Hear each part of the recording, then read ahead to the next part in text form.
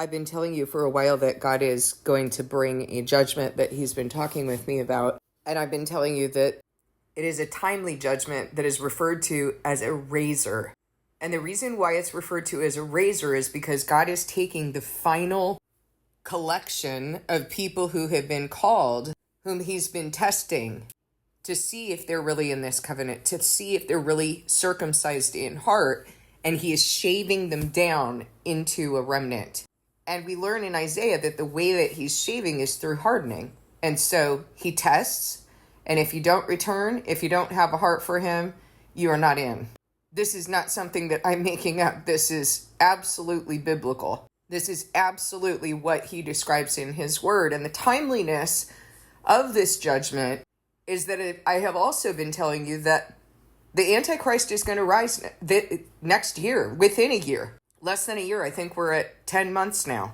The Antichrist is going to rise. And so God has to bring this judgment because no one's been listening. They haven't been returning to him. They don't seem to know their covenant. So he has to bring them to a place where they will actually return. And he talks about this with regard to Jerusalem as the cooking pot. And he says, I tried to cleanse you, but you would not be clean. Therefore, you will not be clean again until my wrath against you has subsided. He talks about the razor of judgment in Ezekiel 5 and in Isaiah 7 and in Isaiah 10.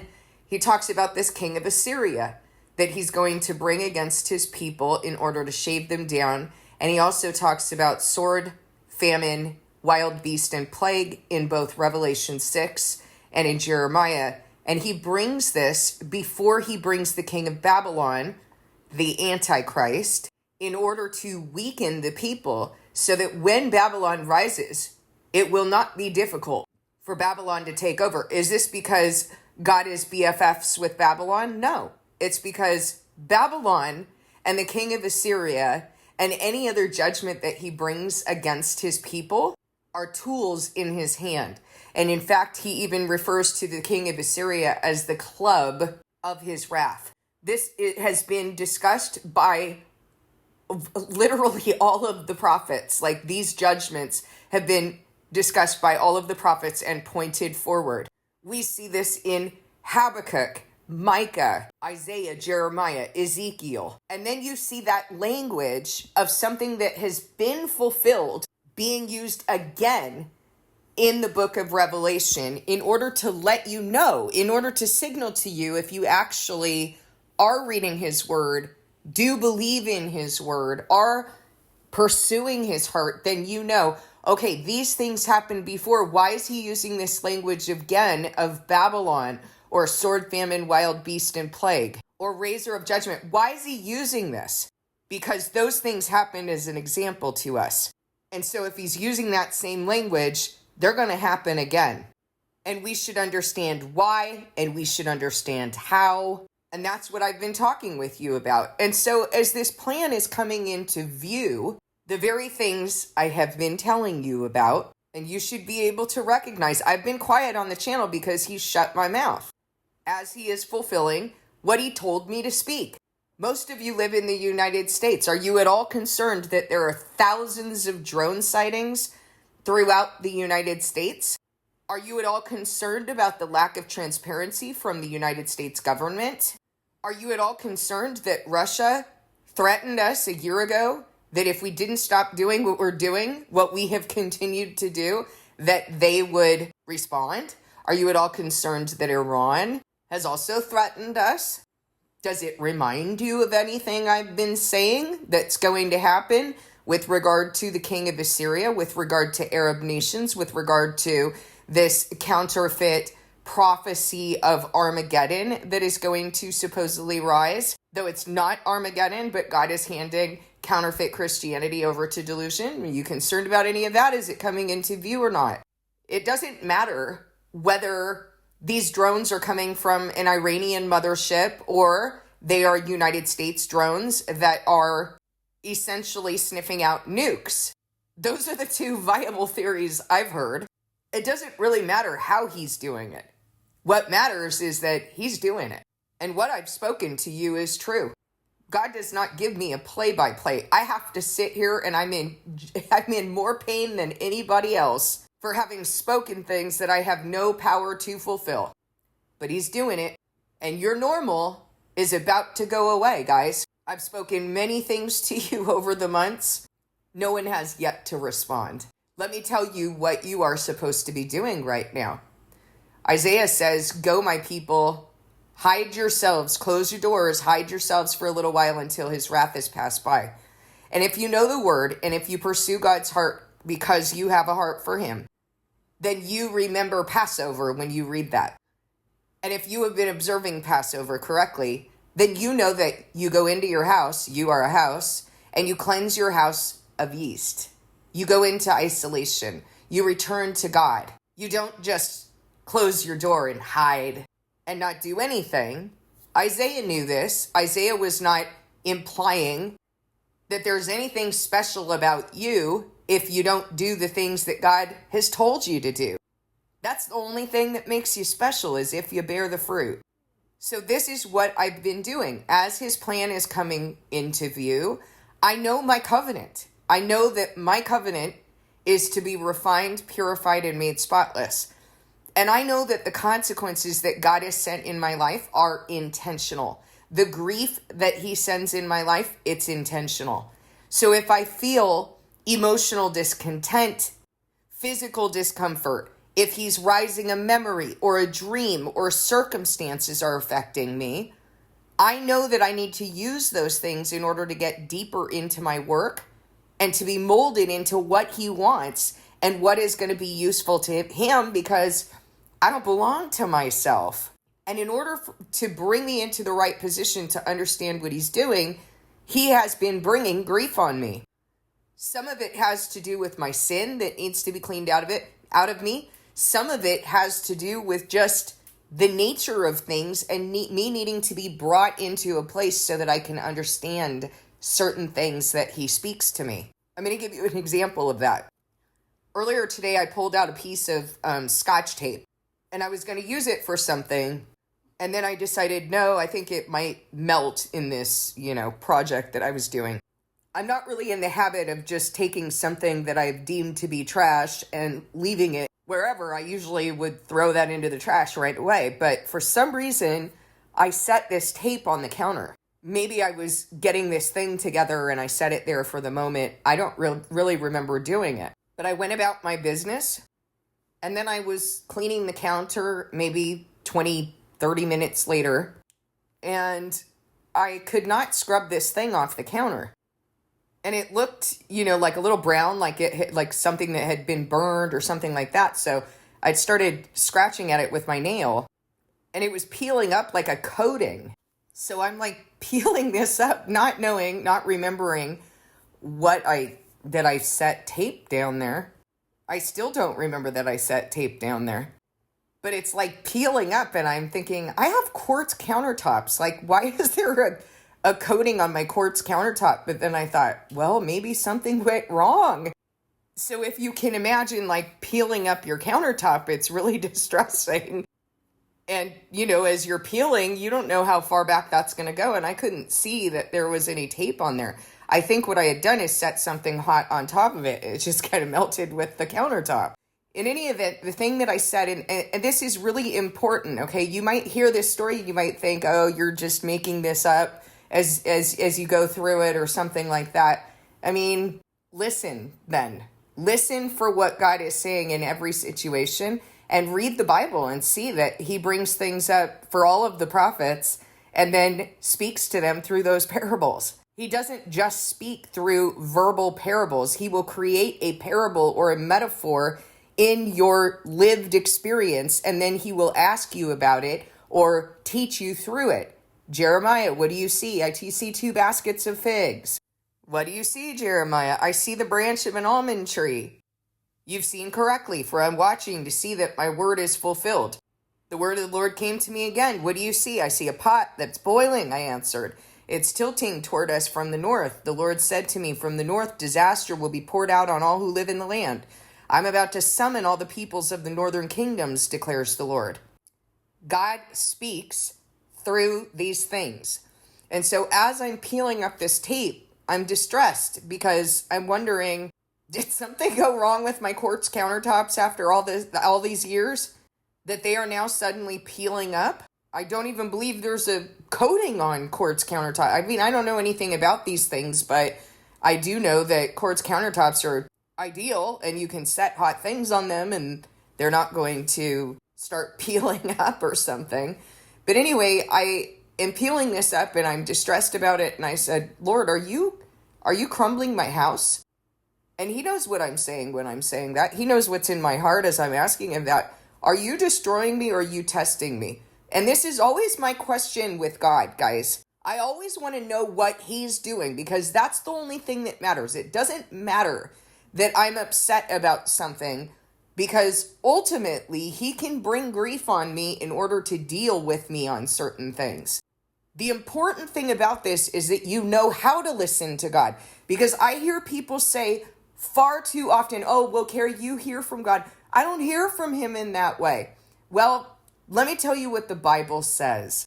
This is Elihu talking to Job. Job, listen to my words. Pay attention to everything I say. I'm about to open my mouth. My words are on the tip of my tongue. My words come from an upright heart. My lips sincerely speak what I know. The Spirit of God has made me. The breath of the Almighty gives me life. Answer me then if you can. Stand up and argue your case before me. I'm the same as you in God's sight. I too am a piece of clay. No fear of me should alarm you, nor should my hand be heavy on you. So Elihu's kind of setting this stage of like, I'm not speaking in judgment. I'm speaking from my heart to you.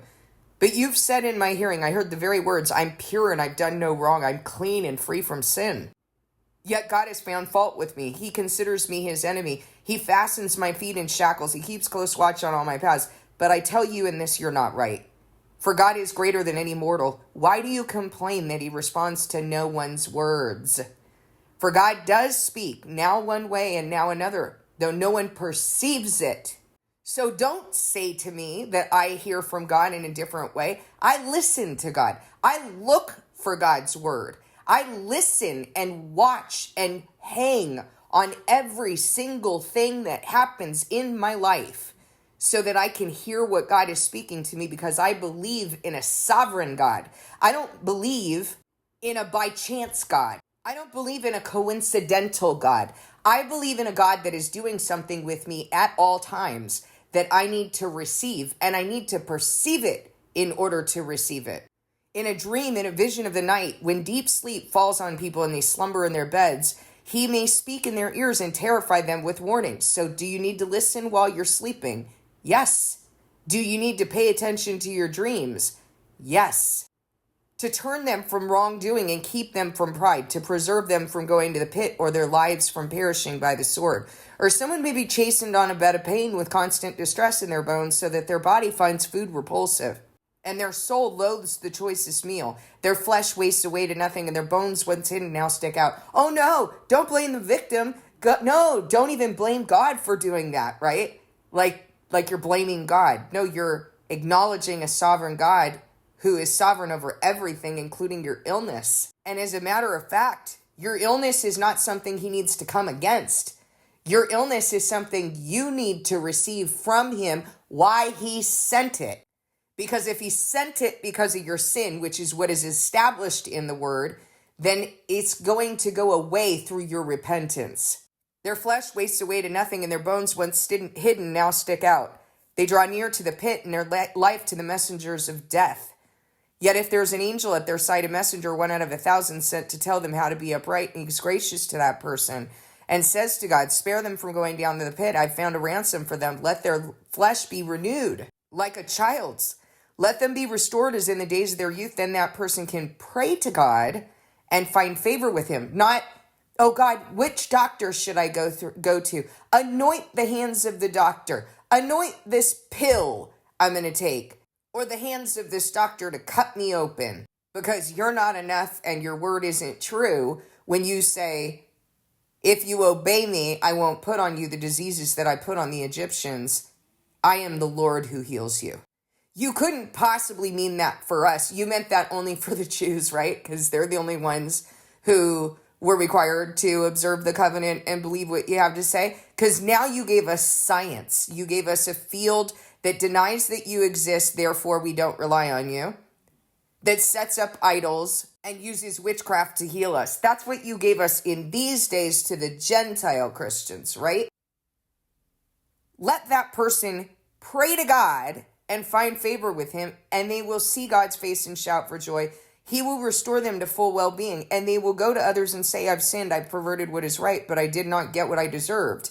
That's the making of a witness. Someone who is going to witness to the glory of God. They're going to go to other people and they're going to teach transgressors his ways. God has delivered me from going down to the pit, and I shall live to enjoy the light of life. God does all these things to a person twice, even 3 times, to turn them back from the pit, that the light of life may shine on them. Pay attention, Job, and listen to me. Be silent, and I will speak. If you have anything to say, answer me. Speak up, for I want to vindicate you. But if not, then listen to me. Be silent, and I'll teach you wisdom. Okay, so God is talking all the time. Don't tell me that he's not talking to you, that he has turned his face from you or something, because God is not the liar. We are. If you return to him, he won't turn away anyone who comes to him. But you have to really return to him with all your heart. You have to get deep enough. You can't just say some superficial prayer with your lips and then go on about your life as though it belongs to you. Not listening as though you need to be listening. I was peeling this tape that I didn't know was tape. I thought maybe it was part of my counter that I ruined. And I asked God, are you crumbling my house? And as I peeled, I realized that this was the tape that I had pulled out earlier. And I peeled it all off and I cleaned the counter and realized, okay, everything's good as new. And what he said to me, because I've been in great distress over the things that are going on, the place that he's brought me to. And he said to me, it may seem like I'm crumbling your house, but that's not what I'm doing. I'm testing you. I'm refining you. I'm purifying you. I'm making you spotless. I'm bringing you to places that you don't even know that you need to go, nor would you know how to bring yourself there. And it has to be done in impossible situations, because that's the only way that we bring ourselves to a place of faith in all of the feelings that come up in that space, the anger, the feelings of betrayal, the feelings of, have I believed in vain? Is he real? Is all of this real? All of those places that he has brought me, because those are all the things that I have felt. Even the reminding him, hey, your word says this. Why are you doing this? Why haven't you fulfilled? Even if I misunderstood the promises you spoke to me directly, your word says this. I have not misunderstood that. I have had to be brought to places that I would not have brought myself. I wouldn't have even known to bring myself there, how to bring myself. Even if I knew to bring myself, I wouldn't have known how. Because you have to go through this in order to be built. I know that I need to use everything that he has taught me in order to get deeper into my work and be molded into what he wants and what's going to be useful to him. That means that there is nothing that God is not sovereign over. The way that I feel, the thoughts that I have, the memories, the dreams, the sensations, the afflictions. There's nothing. The circumstances, there's nothing. And what that means is that I wake up with whatever he has raised. What has he put on my heart? Am I angry about something? Do I have a resentment? I don't go to the place of, let me do what I need to do in order to make this go away. I go to the place of, what is God raising? And so I have to lean into what am I feeling right now about that? I have to acknowledge all of the information God has given me in my design so that I can then go to him and receive what it is that he's doing. I have to do my work in order for him to respond. I have to get deep enough. And see, these are the things that I teach you in Heart Known series, offered to you for free, in order that you also will hear from God and have a relationship with him. He wants that relationship with you. You know, in the word, Paul talks about gifts, he talks about trusts, and he says to desire that anyone who is going to serve God has to prove worthy. So whatever your trusts are in your life right now, whether you're a parent, an employer, an employee, whatever it is, whatever trusts he's given you, you have to do well with that. And if you don't do well with it, don't expect to receive more. That's how he's set things up. Those who have will be given more.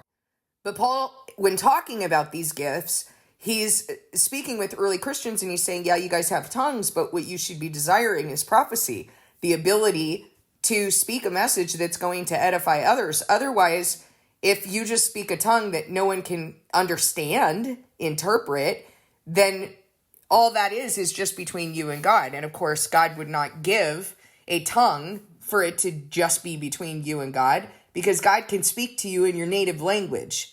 The tongue needs to be given to you for a specific purpose to serve in his house. You're not given gifts for yourself. You're given gifts to be used by him. When Paul was talking to early Christians, he let them know that prophecy was the most important, so that you're edifying, building up the church. And he said, everything needs to be done to build up the church. So am I speaking something unbiblical? Is it building up the church for you to speak in another language between you and God? Why not speak in your native language? Why would you need to speak in another language? Languages, tongues were given in order for Jews to go and share the message with Gentiles, not to babble into the air. And in fact, that babble that they're speaking in these demonic groups that they call churches, that's not tongues, because don't nobody understand what they're saying, not even them. And these goofballs will contact me and tell me that they're certain that they're speaking tongues. And when I ask them, so what do the tongues do for you? Why is it that God gave you tongues in order to, how is that building up the church? Oh, well, it edifies me. Do you know what edifying means? So how does it edify you? They can never answer the question. You mean to tell me that you need to speak another language in order to be edified? That's not what Paul was saying. Paul was saying you can't be edified by something you don't understand. But not to get off track, okay? Paul said desire the greater gifts. Paul would not have told you to desire more trust in the kingdom of heaven. He wouldn't have told you to do that in vain. We have to keep getting deeper in this covenant. And that is what Paul is telling them. Do well with what he's given you. He will give you more. Keep going. Keep getting deeper with him. And that was the message that he woke me up to today, was get deeper. If you want to hear me, get deeper. And one of the things that you guys are going to notice is that when God first draws you to himself, you hear him in the spirit, you hear him very clearly. And as time goes on, it might seem to you like, well, he's not speaking to me the way that he used to. No, he's not speaking to you the way that he used to. He's still speaking in the spirit, but now he's teaching you to listen for him in everything. And if you remember, the apostles got a little, I wouldn't say frustrated, but they would say like, speak plainly to us. Stop speaking in parable. Just speak clearly. Tell us what is the message? What is the message? And, Jesus said the reason why I speak to the people in parable is because though seeing they do not see, though hearing they do not hear or understand. It's not just about being able to hear the message, being able to perceive it, but it's also about pursuing it with your heart, because you have to do more work in order to understand that message. And indeed, there are certain messages that you can't understand unless you're going back to God and you're saying, okay, help me to understand, like, what is it? What is the message here with the tape? Are you dealing with me because I have been sinful? Are you now dealing with me and letting me know that I haven't been doing what you have told me that I'm doing? Is there a game change here, or what's going on? Daniel had to do the same thing, right? I mean, when visions were shown to prophets or a word was told to the prophets, they didn't understand it until God explained it. Jesus had to explain the vision to Daniel. You can't understand the parable. You can't understand the tape, the message of the tape.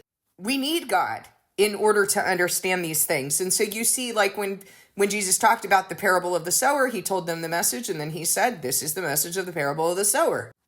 God is not going to bring grief willingly in your life. We're already told that in Lamentations 3:33, but we're also told that he brings it because he has to bring us to places that we couldn't have understood things in any other way but to experience, to be built in a particular way.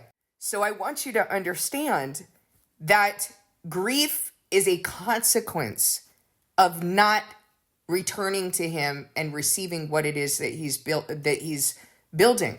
It is a consequence of something needing to be reconciled or resolved between you and God.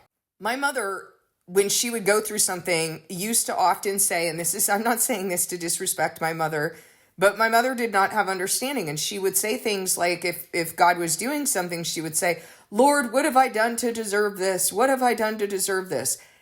Listen, God will answer you as to what you've done to deserve that particular thing.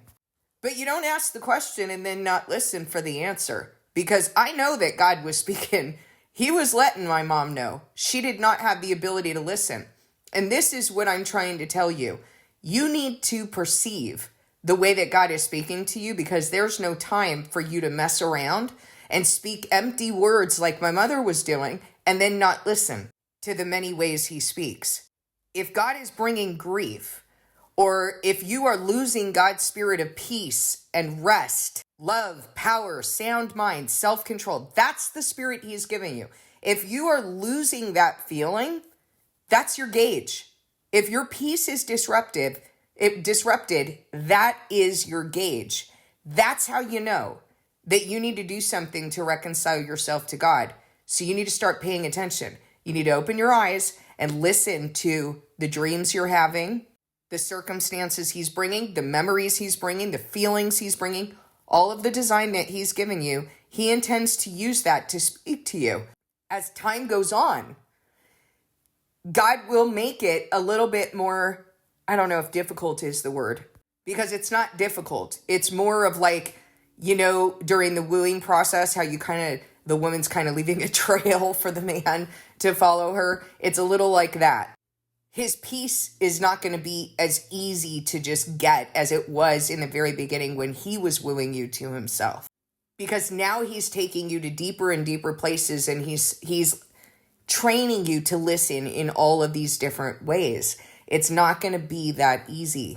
And indeed, in your covenant, you need to be accountable for doing more and more work, for wanting more and more trust, for, proving worthy to have greater trusts in the kingdom of heaven, which means that every part of your soul, every part of your being has to be panting for him, has to be attuned to him. That is the reason for the title of A Soul Aligned. Every part of your soul needs to be conformed to him, needs to be aligned with him, not the other way around. And the title of the book is not implying that, you have some sort of alignment with the aspects of your soul. That's not, I know that's the way that people are probably interpreting it, but that's not what it means.